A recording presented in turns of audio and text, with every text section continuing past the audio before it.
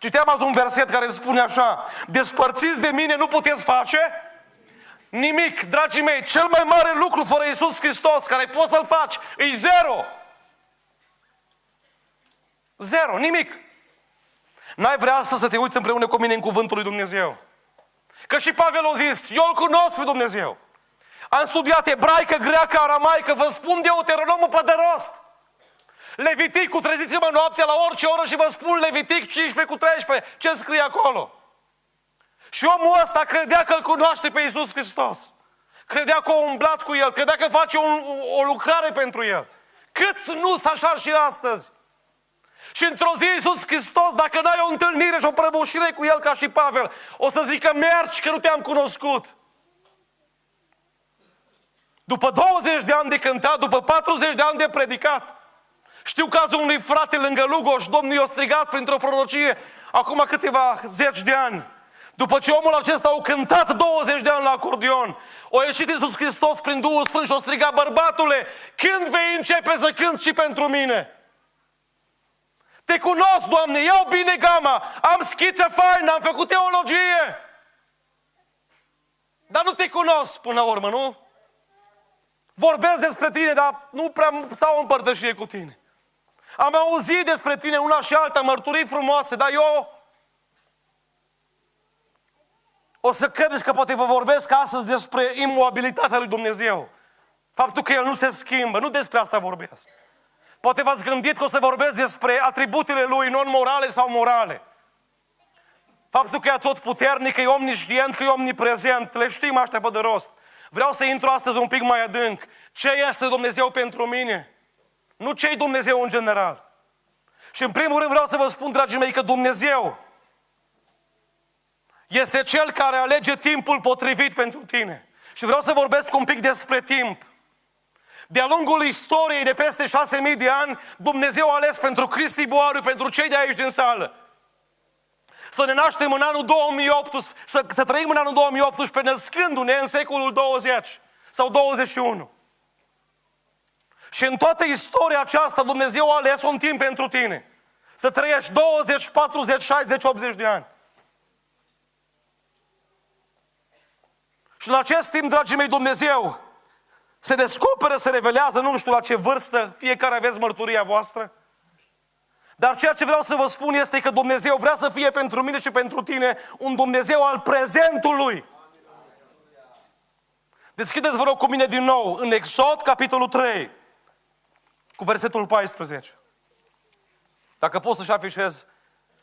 Dumnezeu a zis lui Moise: eu sunt Cel ce sunt. Și a adăugat: vei răspunde copiilor lui Israel astfel: Cel ce se numește Eu sunt, m-a trimis la voi. Dragii mei, ascultați-mă, în mintea izraeliților care erau de sute de ani în robie s-a născut o întrebare. Și au spus oamenii aceștia așa: când dormim seara, bunicii noștri ne povestesc că undeva cu câteva generații în spate a fost un Avram care vorbea cu Dumnezeu și care asculta de Dumnezeu. Măi, oare mai e Dumnezeu ăla și astăzi la fel? Și atunci când Moise a spus: Doamne, eu m-ai trimis, am înțeles, dar ce o să le spun? Că ăștia mă întreabă: cine te-a trimis? Tu să le dai un singur răspuns, că oamenii ăștia au multe întrebări.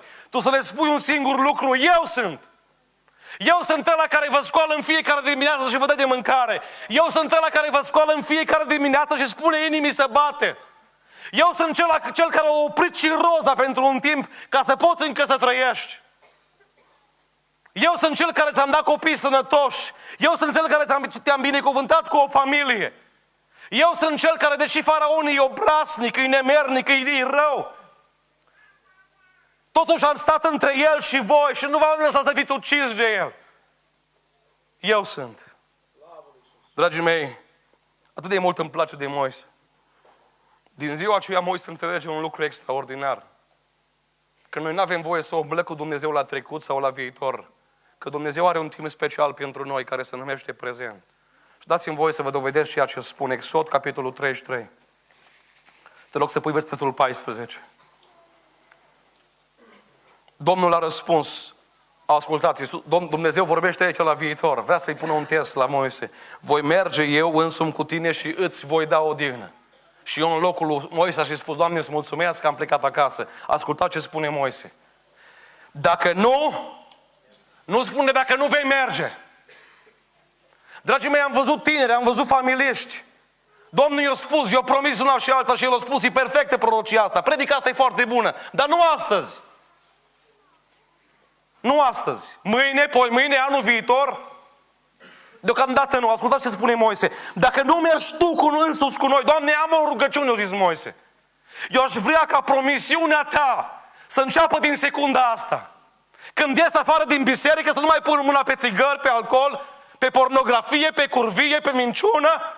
Eu vreau plecând de aici să plec împreună cu tine astăzi. Pentru că cuvântul preferat al diavolului, oameni buni, e mâine. Cuvântul preferat al lui Dumnezeu e astăzi. În Exod, capitolul 14, cu versetul 12, te rog să afișez. Să vedeți ce spune Moise aici, Exod 14 cu 12. Nu spuneam noi în Egipt, lasă-ne să slujim ca robi, căci vrem mai bine să slujim ca robi decât să murim în pustiu. Următorul verset ce spune? Moise a răspuns poporului. Nu vă temeți de nimic, stați pe loc și veți vedea. Uitați-vă, totul e la prezent. Nu zis, oameni buni, acum stați să vedem. Sunăm 3-4 proroci și peste 2-3 ani vă dau răspunsuri. Vedem ce-o fi mâine. Veți vedea izbăvirea pe care vă va da Dumnezeu în care zi? În ziua aceasta. Căci pe egiptenii aceștia pe care îi vedeți astăzi, nu îi veți mai vedea niciodată.